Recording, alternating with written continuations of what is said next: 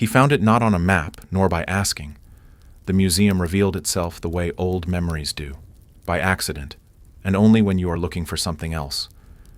It stood at the end of a narrow street that had no sign, beyond a gate with no lock, under a sky that did not match the weather in the rest of the city.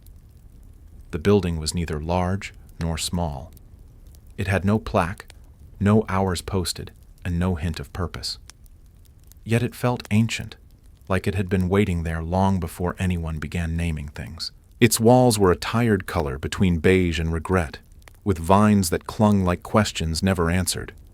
The windows were too high to see through, and the door, a single slab of warped wood, did not ask for permission to open.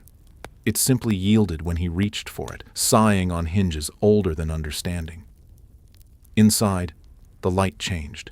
It was not brighter, but clearer, as if the air itself had been sifted from dust and memory. No one greeted him. No signs directed him. But he felt guided nonetheless, pulled forward by a gravity not measured in weight. The floor was polished in places, worn in others, as if the museum adjusted its path for each visitor. The silence inside was not empty. It was thoughtful, as if the building itself were listening. He passed through a room of glass cases. Each one held a single item, meticulously placed, surrounded by velvet darkness. But none of the objects had labels, no titles, no dates, no explanations. They were things you might have seen once in a dream, or almost remembered after waking. A cracked teacup that felt too heavy, a key that didn't seem to belong to any door, a page torn from a book that never existed. He could not name them. And that, it seemed, was the point. There was an ache in him he could not place, one that stretched beyond nostalgia. He wasn't sure what he was looking for, or if he'd know when he found it, but he kept walking, drawn deeper by the quiet understanding that here, names were irrelevant, that perhaps some things were only meant to be felt, not defined. He moved through the corridors slowly, not out of caution, but reverence, the way one might walk through a dream they feared to wake from. Each turn brought him into another room, another arrangement of objects that resisted identification. He found a drawer full of feathers, long, short, curved, broken. They were not from birds he could name. Some shimmered faintly in the dim light, as if they remembered air they once cut through. Others were dull, brittle, as though they had never flown at all. In another alcove stood a chair too small for a child, yet somehow carrying the gravity of a throne. It was carved with patterns that shifted subtly when glanced at from the corner of his eye. As he stood before it, he felt the strange urge to apologize. For what, he didn't know. But the sensation passed through him like a breeze made of memory. The museum, it seemed, did not just store forgotten things. It stored forgotten feelings, too. There were jars sealed with wax, their contents clouded in amber-hued resin. Inside, vague shapes floated, some sharp-edged, some round, all just barely concealed. One looked like a fist, another like a sigh. He moved on before curiosity could turn into discomfort. He felt no fear, but he did feel watched, not by any person but by the museum itself. It did not judge. It simply observed, as if taking notes on how he reacted to the inexplicable. At one point, he entered a room with walls lined in mirrors, but none of them showed his reflection.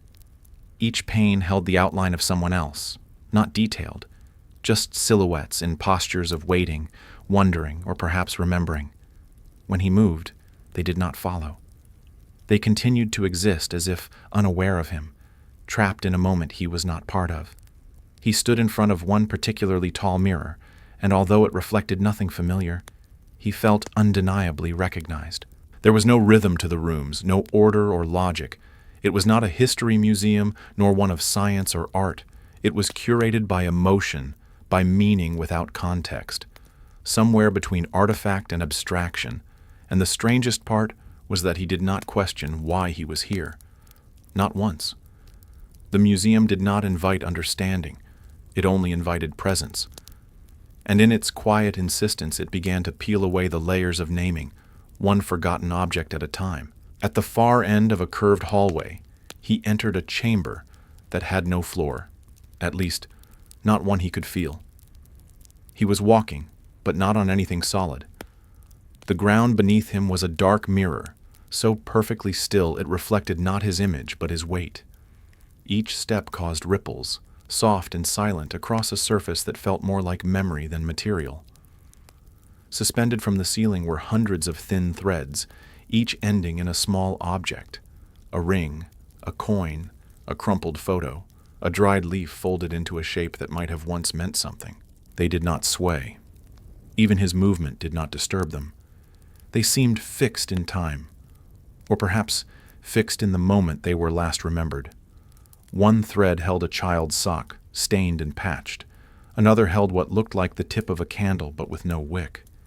He tried to count how many threads there were, but gave up when he realized the ceiling had no end, just a darkness that echoed upward.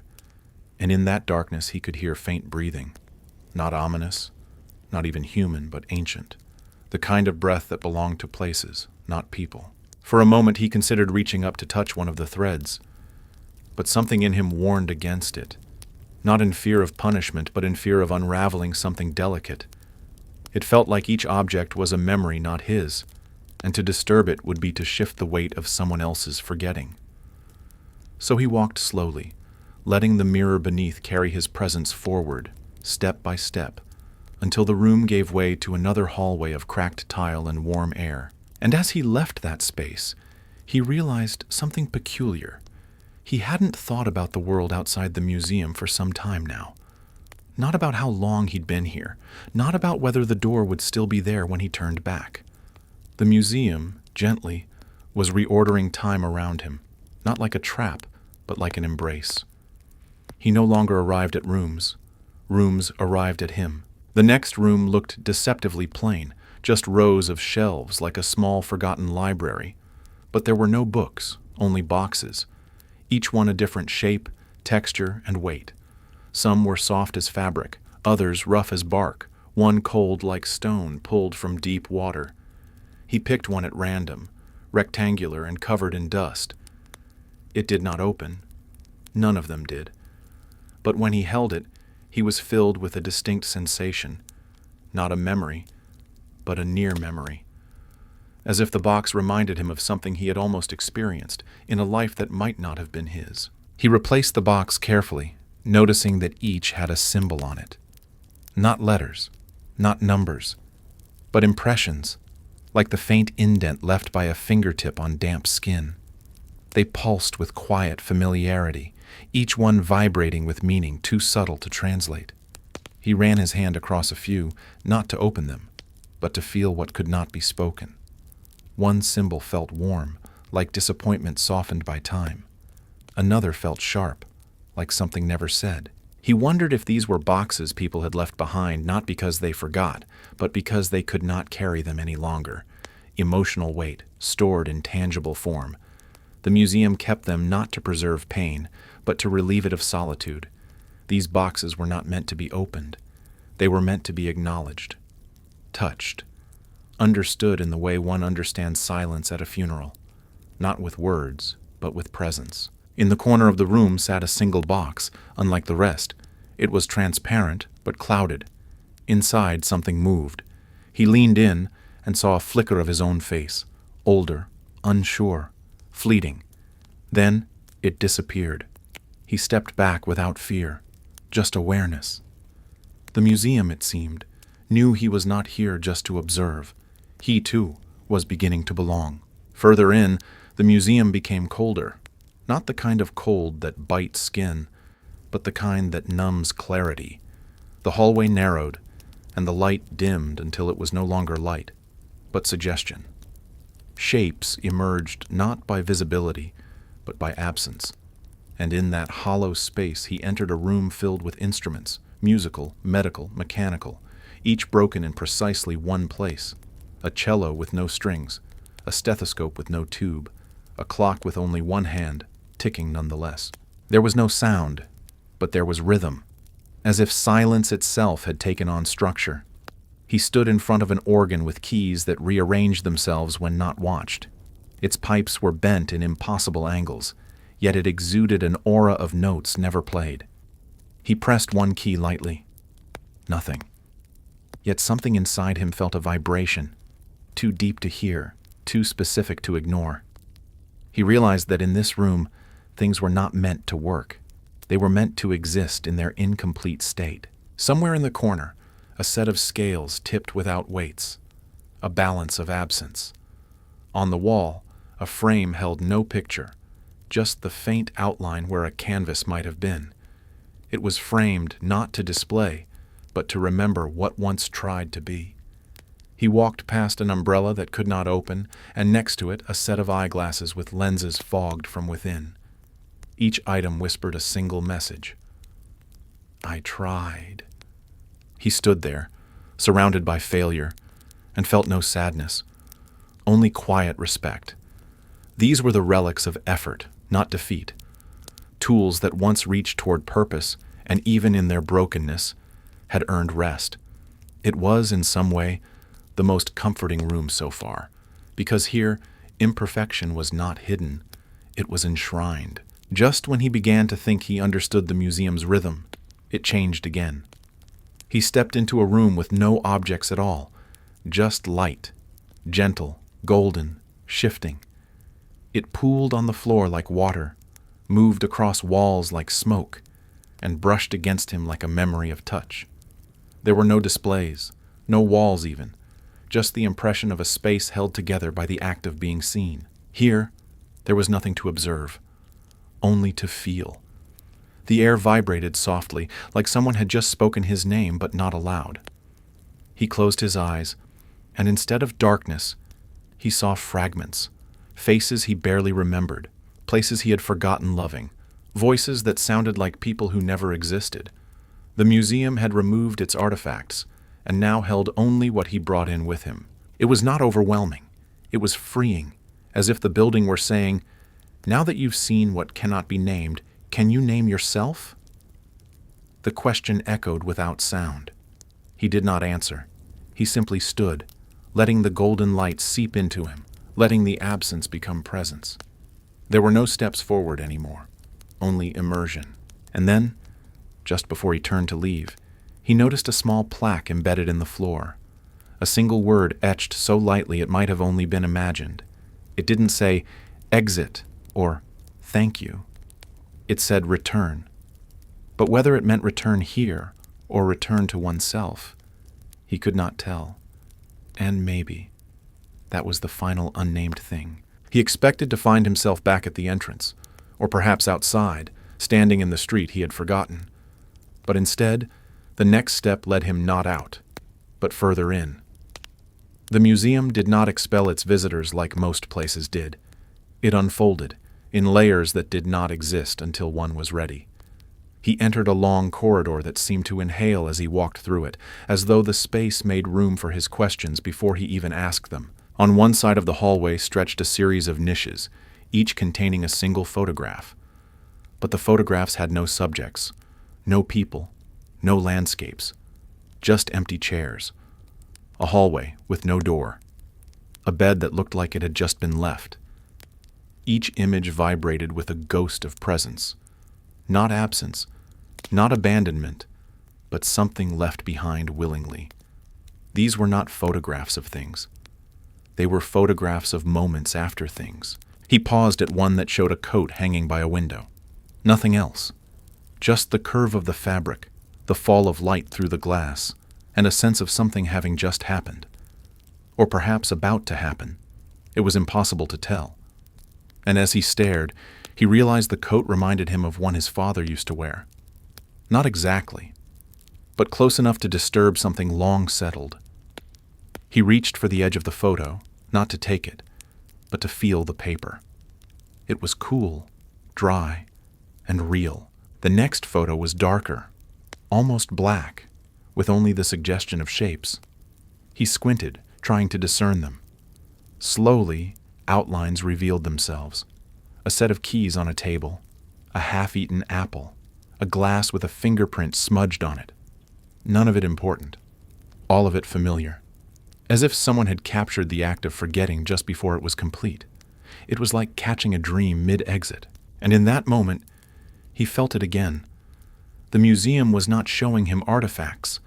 It was showing him mirrors, not in the sense of reflection, but of resonance. These were not things anyone would pay to see, not treasures, not curiosities, just fragments of human life that had slipped below the threshold of language. He was not learning about the world. He was remembering what the world had quietly taken from him, piece by piece, with the erosion of days. As he moved to the next niche, he stopped trying to understand what each object meant. He let them wash over him like wind against a hill, shaping, softening, but never shouting. In the Museum of Unnamed Things, there was no need for names, only the willingness to feel what could not be named. Beyond the photographs, the corridor gave way to a circular room, low-ceilinged and silent. In its center stood a large, shallow basin made of stone, its surface smooth from touch, though no guardrail or sign indicated whether it should be touched. Inside the basin was not water, but dust, fine, pale, and gently stirred by something that resembled neither wind nor breath. It moved as if alive, forming faint patterns that dissolved before they completed. Along the edges of the basin lay small objects, partially buried, a rusted button, a tooth-shaped stone, a broken charm from a bracelet. None of them seemed chosen. They had the feel of what one finds at the bottom of a drawer and cannot quite throw away. Not for value, not for beauty, but because discarding them would feel like erasing something even more intangible. He bent over the basin, watching the dust swirl. It reminded him of the attic in his grandmother's house, where every box held not just belongings, but the smell of stories no one had time to finish. There, too, dust had danced in streaks of filtered light, moving with a grace that felt oddly sentient. Here, in this room, it was not merely a sign of age. It was part of the curation, as if time itself had crumbled into particles and was now on display, one breath away from vanishing. He brushed a finger across the rim. The dust did not react, but his body did. A sudden rush of unplaceable sadness rose in him, not sharp, but vast, like the kind that arrives without event, the kind that visits when one opens an old letter and finds no message, just the handwriting of someone long silent. He stepped back, as if afraid to disturb what he could not comprehend. Around the room's perimeter were shelves, low and uneven. They held no artifacts, only notes. Tiny scraps of paper, folded and unfolded, stacked loosely as if forgotten by archivists who had intended to return. He picked one up and opened it. Nothing written. Another, still blank. He tried a third. It contained a single sentence. I was here, but only just. No signature, no date. Just that voice, faint and universal. He sat for a moment on the floor, knees bent, letting the silence press into his back like a familiar coat. It felt less like being alone and more like being accompanied by everything that had once been left behind. The museum, he realized, was not full. It was echoing. And in those echoes were not answers, but agreements. Agreements with the human need to keep what couldn't be carried, to remember what couldn't be named. And so he stayed, until even the dust began to seem still again. The next passage was narrower than the ones before, and the air turned dense, not heavy, but expectant, like a hallway that had been holding its breath for too long. He walked slower now, not out of hesitation, but in respect. The walls here were lined with frames, though none contained pictures. Instead, each held a fabric swatch pressed behind glass, torn pieces of clothing, curtain corners, quilts unraveling at the edges, the kind of cloth that carried warmth long after being folded away. He leaned into one frame. The fabric was mustard yellow, faded into a soft bronze, and stitched with a loose crosshatch pattern. Something about it triggered the faintest scent of chamomile, though he knew that could not be real. Or perhaps, in this place, reality was beside the point. The museum was not built on fact, but on texture, on the weight of a forgotten afternoon, or the crease left by someone sitting too long in silence. Another frame held a strip of blue cotton, scorched on one end, as if pulled from a fire too late to save the whole. It vibrated with urgency, but offered no explanation. He did not want one. The feeling was enough. Across the room, a patch of velvet stained faintly with something that might have been wine or blood. Impossible to say. Unnecessary to know. Each swatch was a trace of something finished, yet unfinished. In the center of the room stood a mannequin, not dressed but draped. Layers of cloth hung from it, none matching, none complete. A sleeve with no shoulder, a collar with no shirt, a hem that trailed into the floor as if searching for a story to belong to. It was not eerie, it was tender, as if the mannequin mourned nothing. It simply remembered more than it could explain. He did not touch anything. There was no need. He had already felt too much. The next room came as a surprise. It was bright, startlingly so. Not with artificial light, but with the kind of daylight that didn't seem to belong indoors. The walls were pale stone, and there were no shadows. It took his eyes a moment to adjust, not to the light itself, but to what it revealed. The room was entirely empty. No objects, no displays, no traces of history. Just space. And yet, it was the most charged room of all. At first, he thought it was a mistake. A blank space between exhibits. But then he felt it. A pull behind his ribs. Something familiar and unspoken. This was not emptiness. This was waiting. Not absence, but anticipation. He stood in the center, and for a moment the silence grew so deep it had weight. He became aware of his heartbeat, of his breath, of the sound his shoes didn't make on the stone. Then, very faintly, he saw something move, not a person, not an object, a shadow, his own, but wrong. It moved slightly out of sync with him, not threatening, not haunting, just misaligned. It turned when he did not, tilted its head when he stood still. It was not a copy, it was a version. The kind of version a memory makes of a self you once were, or thought you were supposed to become. He didn't chase it. He watched it. And it watched him. For a moment, they acknowledged one another, not like strangers, not like reflections, but like echoes. He understood then that the museum was not just showing him what had been unnamed. It was slowly showing him back to himself, not in words, not in mirrors, but in the places he did not know he'd left behind. The shadow faded before he moved again. He left the room without understanding it, but with a strange sense of being understood.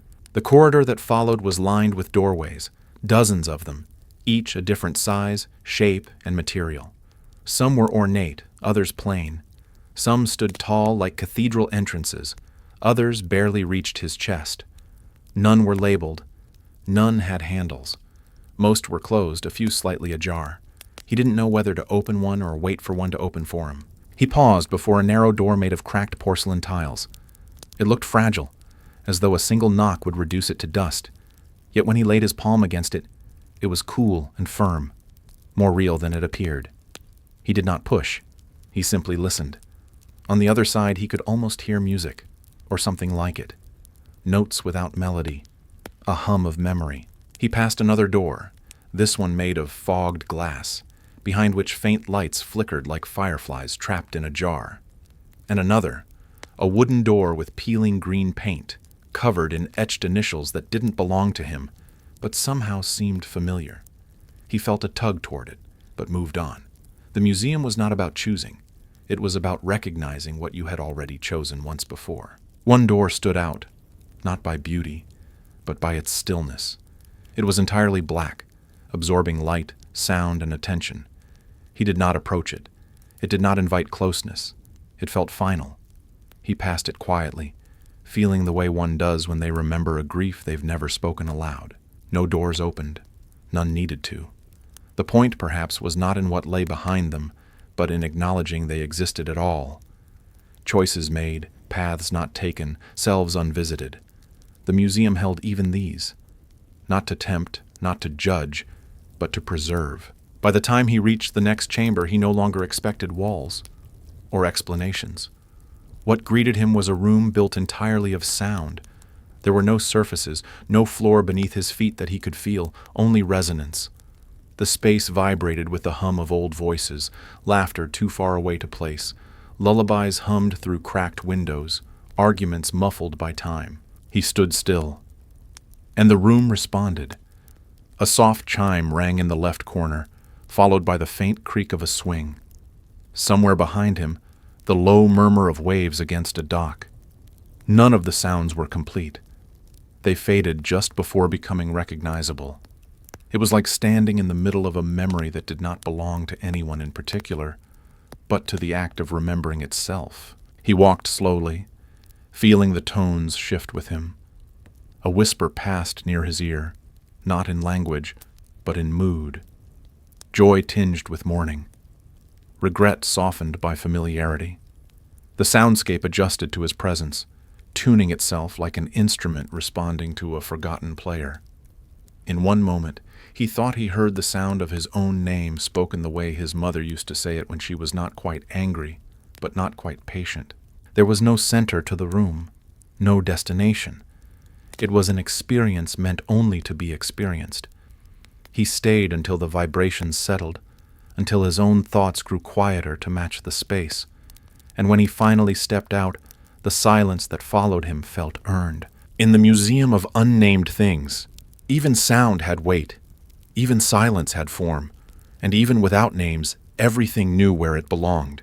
The museum shifted again, not in structure, but in temperature. The air turned warm, the kind of warmth found not in sunlight, but in long-kept secrets. He entered a room that glowed faintly amber, as though lit by candlelight that had never flickered. The space was small, yet it stretched inward like the inside of a held breath. On the walls were shelves, and on the shelves were jars. Hundreds of them. Each jar was sealed, their glass fogged only slightly, just enough to blur what was inside without hiding it entirely. Shapes rested within, some geometric, others shapeless, all suspended in a golden fluid that moved even when untouched. He stepped closer and realized none of the jars were labeled, yet each seemed to call to a different part of him. Not the conscious parts, not memory, something older. One jar held a small spiral of copper wire, twisted into a shape that defied utility. Another contained a pressed flower, not vibrant, not wilted, just paused in an eternal state of almost being. Yet another held a piece of paper, folded into the shape of a heart and stained as if once caught in the rain. He didn't know why, but looking at that last jar made his chest ache as if a version of himself, one he had forgotten, had left it here long ago. He walked slowly, the floor whispering beneath him. With each step, the light inside the jars shimmered slightly, as though responding, not to motion, to recognition. He passed a jar that contained a tiny gear, unmoving, but radiating the sense that it had once been the most important part of something much larger. Nearby, a jar held only air, or so it seemed. But standing before it, he felt wind, not current. Wind. The kind that smells like someone just left. He wondered who had placed these here, whether the museum collected them, or if the visitors left pieces behind without knowing. Perhaps things that could not be mourned, only honored. Perhaps feelings that had nowhere else to rest. In the far corner of the room sat a single jar, larger than the others, cracked at the rim, but sealed tight. Inside it was a pair of glasses, the lenses filled with something that shimmered like withheld tears. He did not touch it, but it watched him, the way objects sometimes do when they once meant everything to someone. He remained in the room longer than he intended, not because he had more to see, but because here, the act of seeing felt like a form of belonging. The jars were not meant to explain. They were meant to witness, to preserve what had never been understood clearly enough to name. Past the room of jars, the museum narrowed again, like a throat preparing to whisper. He found himself stepping onto a floor that was no longer solid wood or stone, but something softer, like tightly pressed paper underfoot. The walls here were stacked with drawers, endless drawers, each identical in shape, size, and color, stretching from floor to ceiling, from the visible into the unseen. There were no handles, only keyholes, and there were no keys. He stood still for a long moment, wondering if this was a puzzle, a challenge meant to be solved. But nothing about the museum had ever asked for solving. It only asked for presence. So he walked, letting his fingers trail lightly against the edges. The wood was smooth and quiet, the keyholes cold and indifferent, and yet some drawers seemed warmer than others, as though they remembered being opened, even if only once. He paused at one drawer near his eye level. There was nothing to distinguish it, no mark to suggest significance. And yet, he lingered.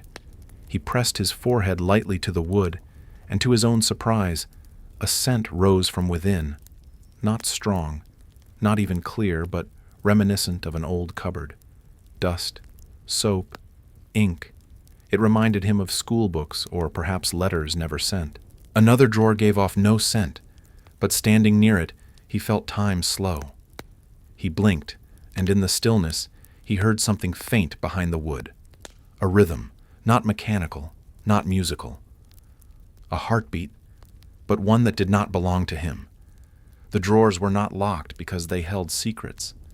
They were locked because what they contained could only be remembered, not retrieved. Further down the corridor, he noticed several drawers that were slightly ajar. He didn't open them. He only peered into the sliver of space left behind. One contained a single thread of red string. Another held a matchbox, empty save for one burnt stick. Another revealed what looked like a page torn from a diary, but the words had melted together like wax. None of it made sense. All of it felt real. As he walked deeper, he no longer tried to interpret. The drawers were not there for him to know. They were there to confirm that forgetting does not mean vanishing, that even the things we've locked away still breathe quietly in the dark, waiting not for discovery, but for forgiveness. He ran his hand along one final drawer and whispered something, not a word, but a letting go. The wood pulsed slightly beneath his palm, as if acknowledging the exchange. Then the corridor turned, and the drawers disappeared behind him, folding back into the silence like the closing of 1,000 quiet thoughts. The next room was circular, without corners or edges, the kind of shape that feels more imagined than constructed. The ceiling was high, vanishing into a soft dome of shadows, and the floor was made of small stones, hundreds of them, laid by hand. They clicked gently underfoot, not loud enough to disturb the silence, but just enough to remind him of his presence. At the center of the room stood a table. Not a display, not an altar, just a table. Plain wood, scratched with time, and set with chairs that did not match. 4, in total. One tall, one too low, one barely held together with twine, and one completely intact, almost regal.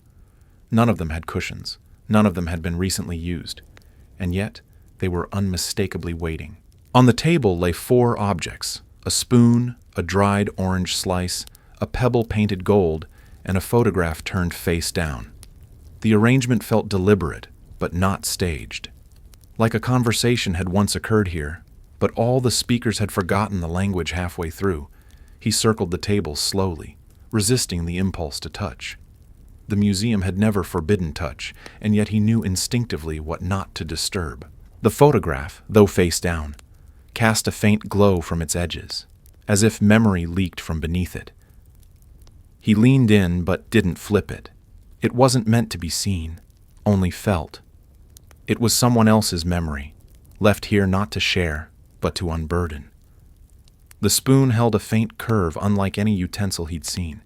Its shape suggested it had been made not for mouths, but for rituals. The dried orange emitted a soft citrus scent, impossible for its age. And the gold pebble shimmered only when he wasn't looking. This was not a room of relics. It was a room of moments, paused just before meaning. He imagined people once sitting here, not defined by names or events, but by the weight of unspoken things. A family, a gathering of strangers, the end of something, the beginning. The room offered no narrative, only posture, an invitation to remember what was never clear. And as he stood among the chairs, he understood. Some memories aren't kept because they are important, but because they refuse to be forgotten. He left the table room quietly and entered a space unlike the others, not by design, but by tension. The room had walls, but they pulsed gently, like lungs made of fabric. The floor beneath him was uneven, sloping in places, soft in others. as though the architecture had settled under the weight of unresolved stories. There were no objects here, just writing, everywhere, on the walls, on the ceiling, along the floor, scribbled, etched, carved, written in pencil and ink and charcoal and something that resembled ash. Most of the writing was illegible, fractured sentences, incomplete thoughts, questions without question marks. The language shifted from word to image, from image to smudge, until it resembled the chaotic clarity of dreams. He crouched near one section of wall and tried to read. The words bled into each other. I didn't mean to leave it there, but it was already too late, and she never said it, but I knew. Further down, if you find this, don't return it. Let it sleep. And near the corner, scrawled in tiny print, there are names we never said out loud, not because we forgot, but because they were too alive. None of the writings had signatures. None were addressed. And yet, they felt personal, as if they had been written for whoever stood before them, no matter who that might be. As he moved, the writing seemed to change, or maybe it was only that his eyes were finally seeing. A long phrase stretched across the ceiling in trembling hand. This is not a museum. This is what happens when silence overflows. He stood beneath it, letting the meaning linger, then fade. The words were not graffiti. They were sediment, layers of expression from countless visitors who could not carry their truths any longer. This room was not curated. It was surrendered to. A space where the unnamed finally tried, if only briefly, to become known. As he left, he noticed a single blank space on the far wall. Pristine, untouched, unclaimed. He did not write anything, but he stood before it longer than he expected to, leaving behind something not written, but felt. The following room was darker than the rest, not in color but in sensation. It wasn't shadowed by light but by memory. The air was thicker, still breathable, but carrying the scent of things put away too long. Old wood, closed books, wilted lavender. The room held only one thing, a wardrobe.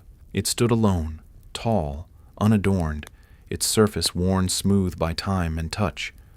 The handles were mismatched, one brass, one porcelain, and the keyhole sat crooked, as though it had been forced open and closed many times before. The wardrobe wasn't imposing.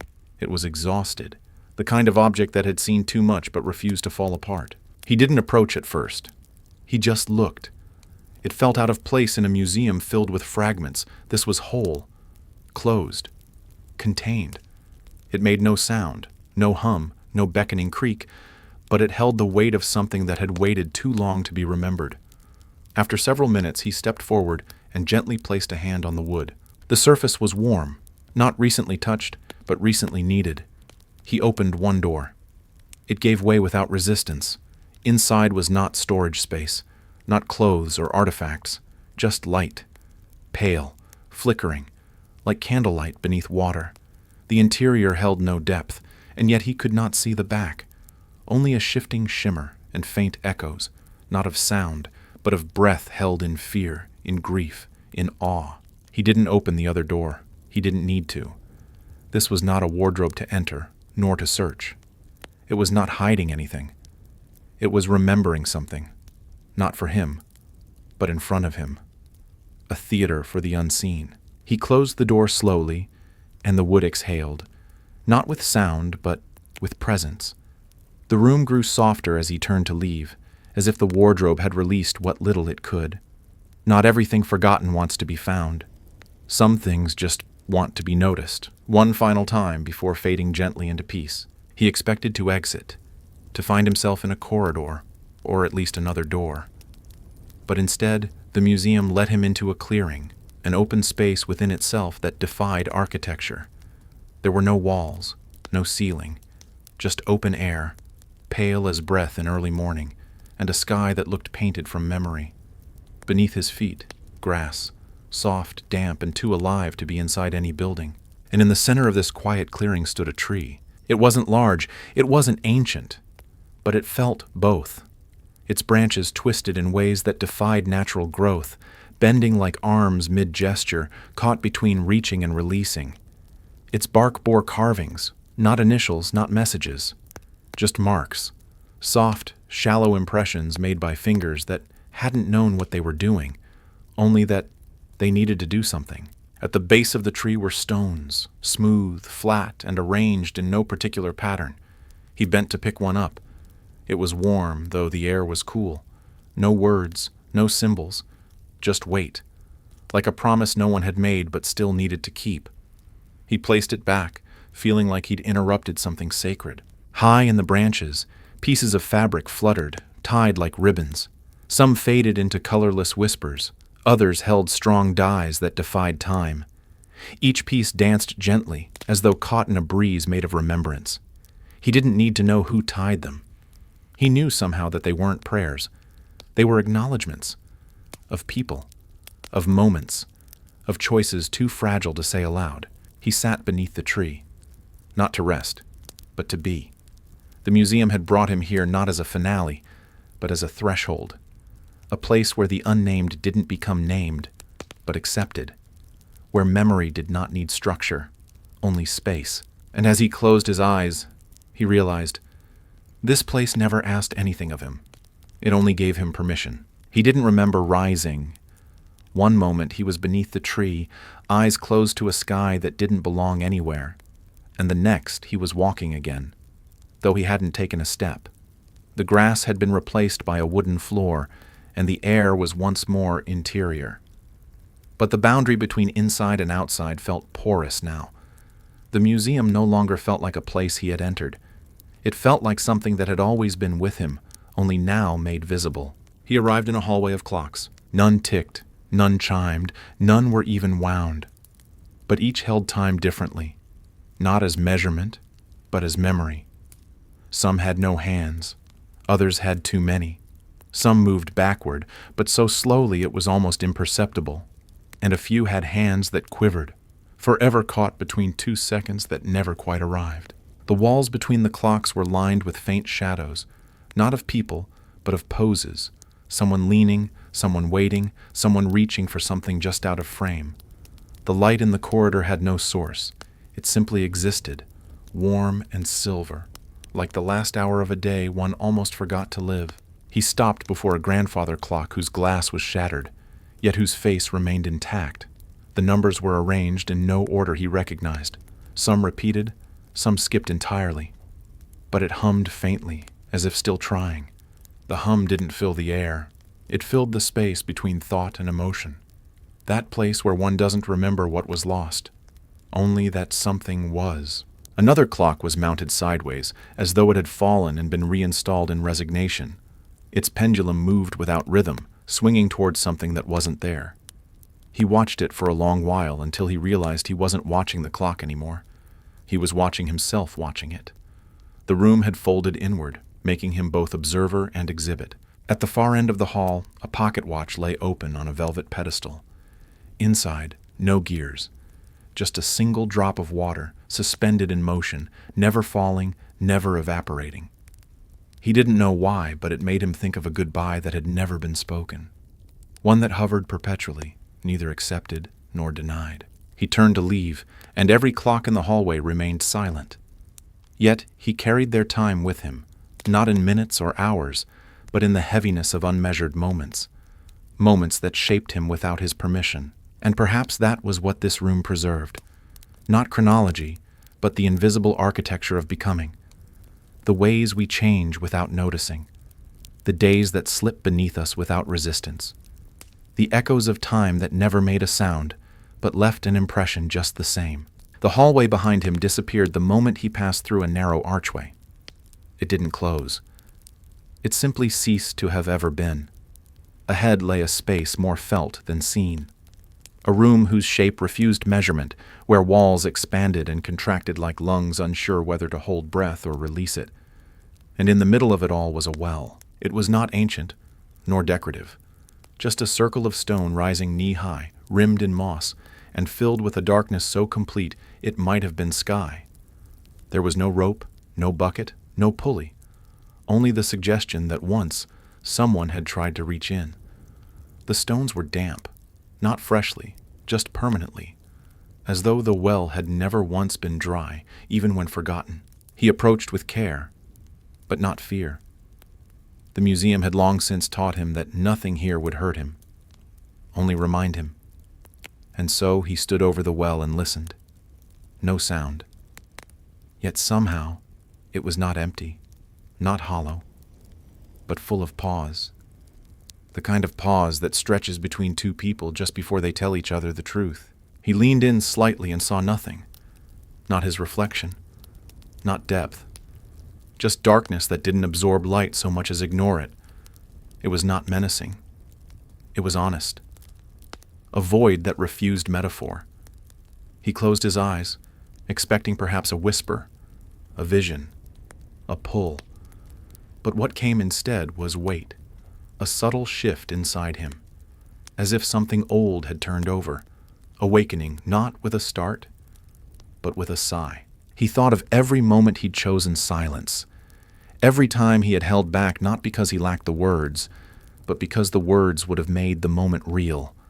The well held those, not regrets, not secrets, but the gravity of unsaid things, and in their heaviness there was strangely relief. He knelt beside the stone edge, placed a hand on its rim, and whispered, not to the well, but to himself, the kind of whisper that ends not in sound but in breath. Then he stood, and as he turned away, he felt the faintest sensation of having been heard. Behind him the well remained unchanged, but he no longer needed it to change. He understood now. Some rooms are not meant to show. They are meant to hold, and some silences do not want to be broken. They only want company. The next room arrived like breath fogging a mirror, slow, quiet, barely there until one noticed it. There were no walls, not in the usual sense. Just sheer curtains, thin as old wishes, suspended from invisible rafters. They hung like mist, frozen in place, swaying not with air, but with attention. He brushed past them softly, and they parted without resistance, as if recognizing that he too was something unfinished. Beyond the veils, the room revealed nothing but chairs, dozens of them, all empty, all facing different directions, none matched, some wooden, some upholstered, one made entirely of metal and rust, but none were placed with symmetry. They seemed as if each had once faced a person, and when that person left, the chair had forgotten where to turn. He walked among them as one walks among sleeping animals, aware, respectful, unwilling to disturb whatever dream they might still be clinging to. Some had indentations in the cushions, others bore scratches on the arms. One had a blanket folded neatly across its back, though no one had ever returned to claim it. At the far edge of the room was a small stool, barely knee-high, and beside it, a child's sock folded once. He didn't touch it. He didn't need to. It wasn't there to be found.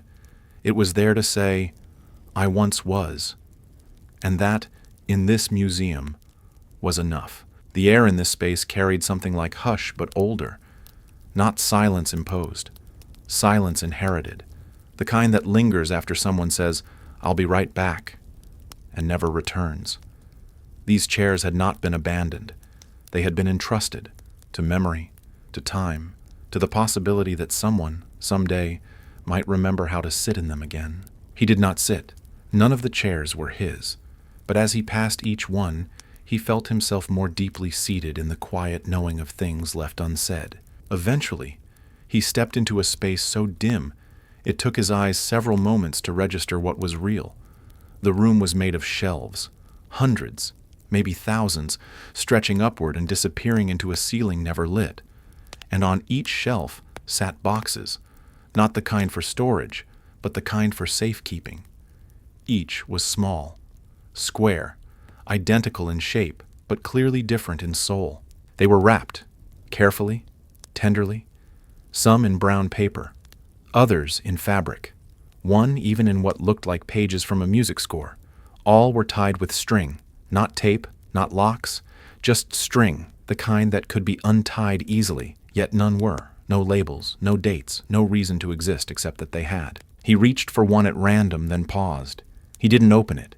He held it. It was light, but dense, as if the box contained more emotion than object. The fabric around it smelled faintly of violets and rust. Not a combination that made sense, but one that made memory stir like dust caught in a beam of light. He set it back down, more gently than he had picked it up. These were not meant for opening. They were closures that had not yet closed. Apologies never delivered, decisions never explained. A collection not of things lost, but of things left precisely where they needed to remain. In one corner of the room was a box left unwrapped.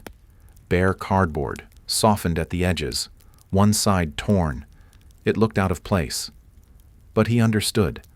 Some things resist containment, not because they refuse to be held, but because they were never really let go. He stood quietly among the shelves, letting his breath match the stillness. The museum didn't ask him to unpack. It only asked him to witness.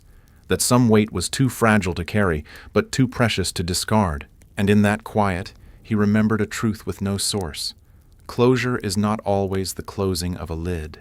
Sometimes it is the choice not to open it at all. From the room of boxes, the museum bent inward, folding him into a passage so narrow it brushed his shoulders. He moved forward sideways, breath shallow, heart paced like a child sneaking past something sacred.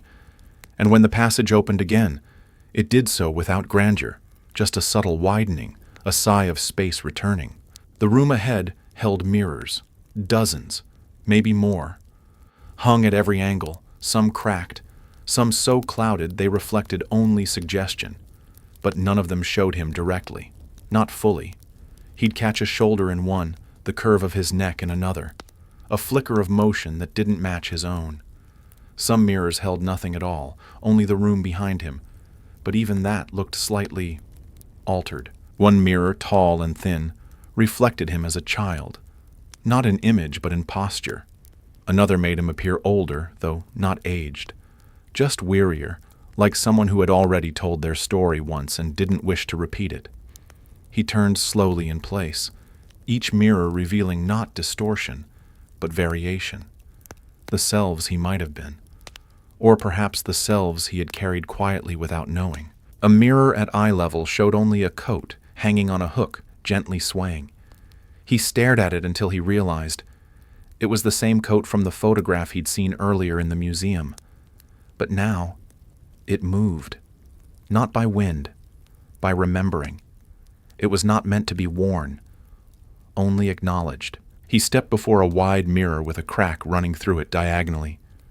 For a long time, it showed nothing. Then, faintly, an image emerged, not of him, but of someone standing behind him. He turned. No one. When he looked back, the image had disappeared. This was not a room of reflection. It was a room of recognition. The kind of recognition that comes long after an event has ended, when understanding arrives not with clarity, but with acceptance. He left the room without looking into another mirror. He'd seen enough. He didn't need to see more of himself. He simply needed to carry less of what wasn't him anymore. And then came the room that should not have existed. It was not a room by architecture, but by decision. The museum had not built it. He had. Not knowingly, but with each forgotten feeling, each unspoken grief, each silent moment that had nowhere else to go. The room welcomed him not with walls or doors, but with familiarity. It was a replica of a place he could not quite place. The wallpaper looked like the one in his grandmother's hallway, but the pattern was wrong, repeating too soon. The floor had the creak of his childhood home, but the creaks came in the wrong places. A table sat near the window, same shape as the one in his college apartment, but made of different wood. Everything here was almost something, a reconstruction by memory, half blind. He moved through it slowly, touching nothing. This room was not meant for contact. It was meant for recognition through contradiction. It asked no questions, gave no answers. It simply existed, like a dream replaying itself imperfectly, just enough to stir the soul but never settle it. On the wall hung a calendar with no dates, just squares. Blank, waiting. On the counter sat a bowl of fruit made of wax, but one had a bite taken out of it. On the chair was a coat. Again, that coat. Only this time it had dust on the shoulders. He understood then. This was not memory. It was residue. what was left when memory failed, the outline of something important that had long since forgotten why it mattered. He stood in the center of the room and listened, not for sound, but for feeling, and what he heard was not regret, not longing, but release, the kind that arrives when you've carried something too long and are finally ready to set it down. So he breathed, once, slowly, fully, and the room, that impossible room, began to dissolve. Not all at once, just gently, like snow melting under footsteps. When the last room faded, he found himself walking down a staircase he didn't remember ascending. The steps were shallow, wide, and made of a stone so smooth it reflected no light, only softened it. With each step, he felt lighter, not in body, but in burden, as if each descent peeled away something unnamed that had clung to him for longer than he'd known. There were no railings, no destination in view, just the gentle downward slope and a soft echo that was not of his feet, but of footsteps that had walked here before him. The air was warm, carrying the scent of something indistinct. Perhaps pages turned too often, or the inside of a trunk kept sealed in an attic for decades.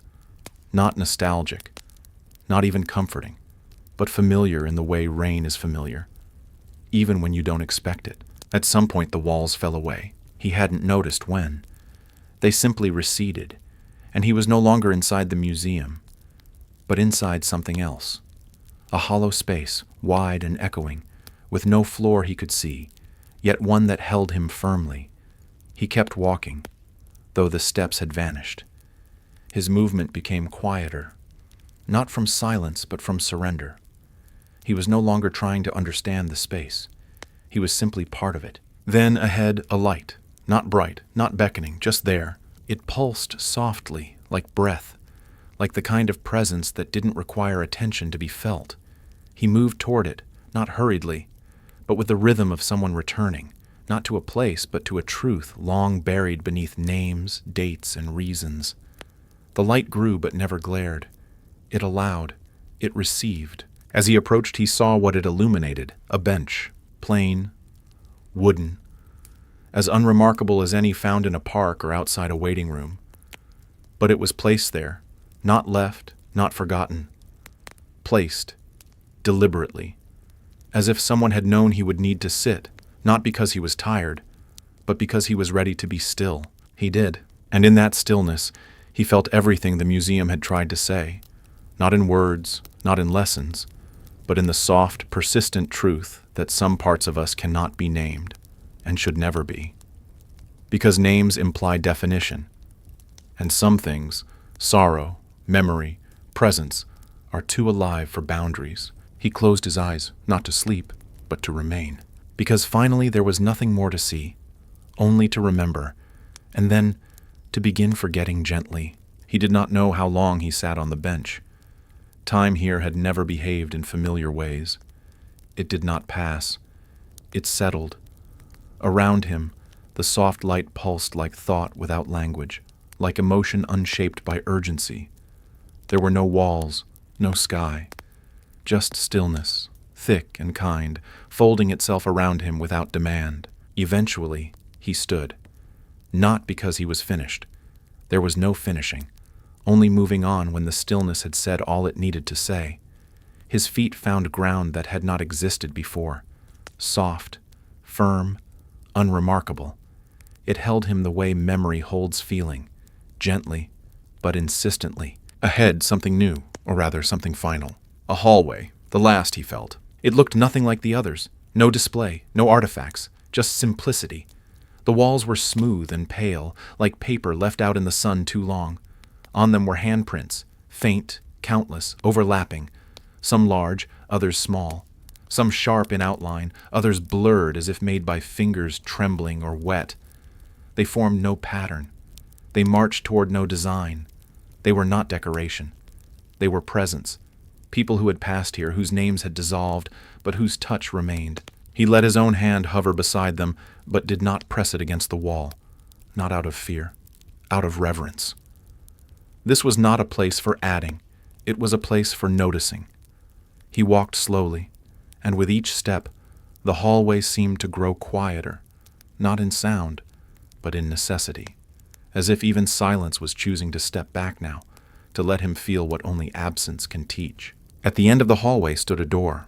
It was not grand, not hidden. Just there, as all truths eventually are.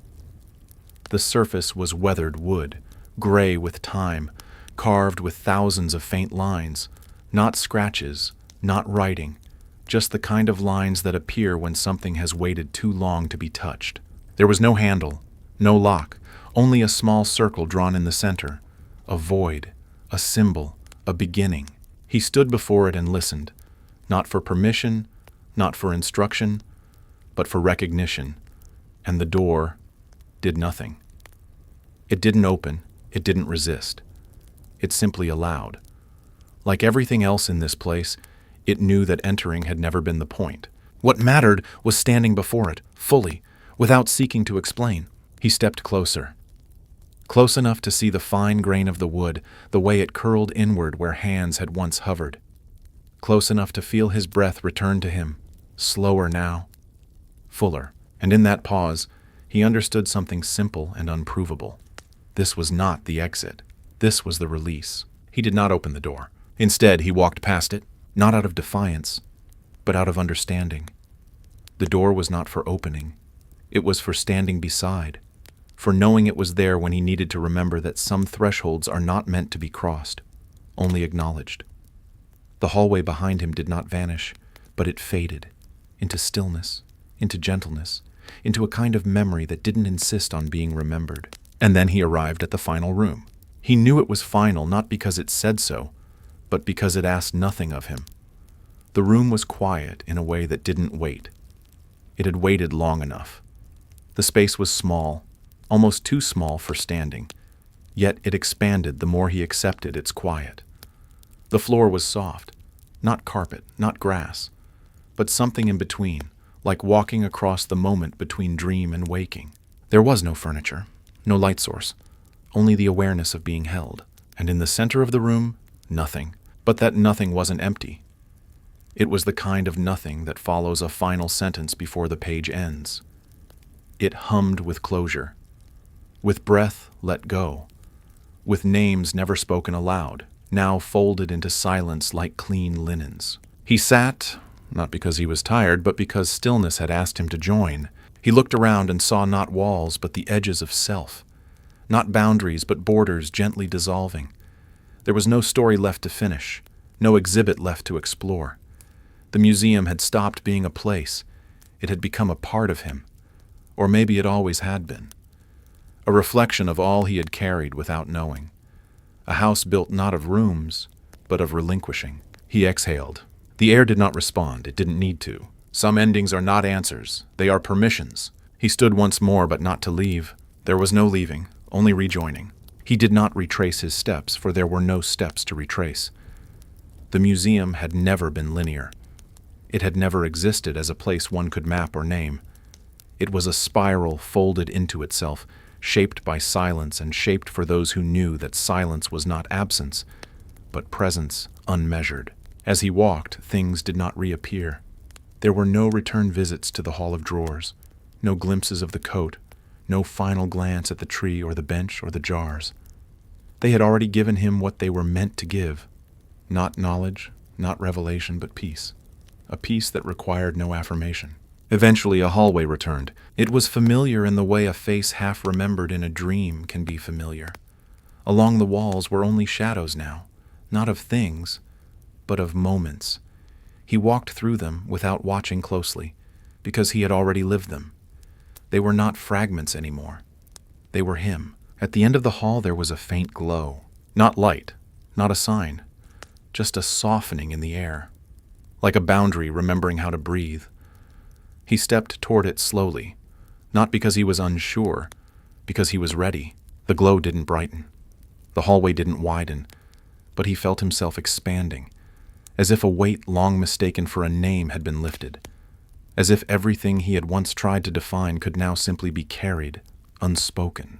And then there was nothing, not darkness, not light, just him. And in that stillness, he felt more whole than he ever had in all the places with signs and labels and doorways. The museum was gone, But he was not. He was more than when he entered, and that was enough. He never told anyone about the museum, not because he couldn't, because he knew there were no words that would do it justice. The museum had not been a place.